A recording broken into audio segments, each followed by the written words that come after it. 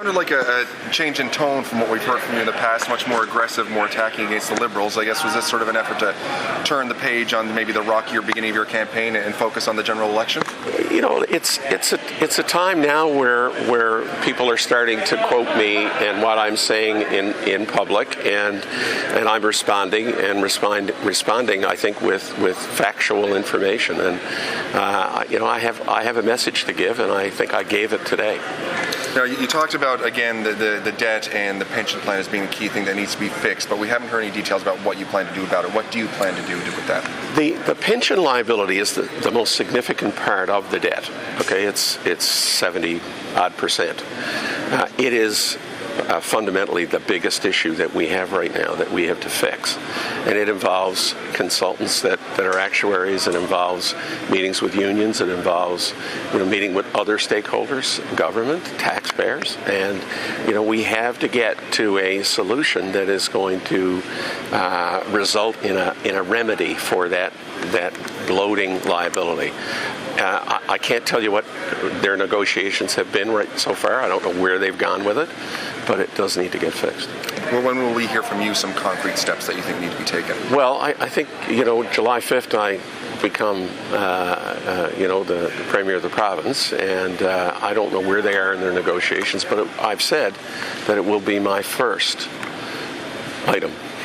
Now, the majority of your speech was talking about the PC record, and if we accept for a moment that the PC record is positive and there's been a change in the last 10 years, as you speak about, you weren't here for any of that. You didn't participate in that. So even if the PCs have done great things in the last 10 years, why should voters believe that you can do the same in the next 10 years? Well, first of all, you have to accept the fact that you have to recognize that these good things happen. So I'm glad you recognize that. I'm glad you see that we've had this fundamental change over the last 10 years. I'm pleased, okay? Because the Liberals are saying that didn't happen. And I'm trying to correct that record.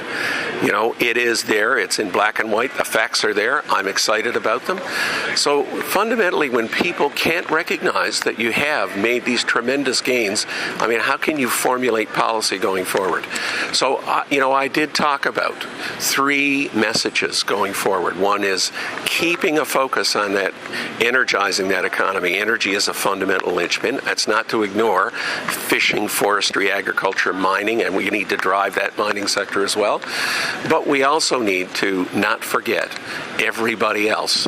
And I use the phrase, everybody matters. And everybody does matter. When I got into every community that I've been going to, the thing that they say is that people are not always listening to us. They're not looking after the people, that fall between the cracks. And so, those are fundamentally the steps that need to be taken. A, I think the people of the province need to recognize where we've come from, and B, we need to keep focused. But with due respect, I don't think you really answered my question, okay, which was why should voters believe that you're the guy to make it happen if you weren't involved in any of the successes of the last 10 years, assuming we accept that they're successes? Well, there are successes, James. There are definitely successes, okay? I think that, look, I am absolutely confident that we can keep this record going. I'm not confident that our opponents can. And, this is a statement of fact that we're in a phase of prosperity, and I believe that we can accelerate growth on offshore oil and gas. I believe that we can accelerate the mining industry. I believe that we can accelerate, the exploitation and development of other resources within the province. And, my platform will evolve over the next number of months. When are you going to lay out some of the specifics? Because you talked about the broad strokes of what you want to do. We didn't hear a lot about how that's actually going to happen. Well, I don't know that I've held back on, what I believe in very much. I think I've been very clear in supporting Muskrat Falls when people were not there. I'm very clear on, the fundamental importance of hydroelectricity and the energy sector to the development of this province. I'm fundamentally clear on accelerating growth in mining. I don't believe that a statement of fact that we need to continue to grow the fishing, forestry, the ag foods industries is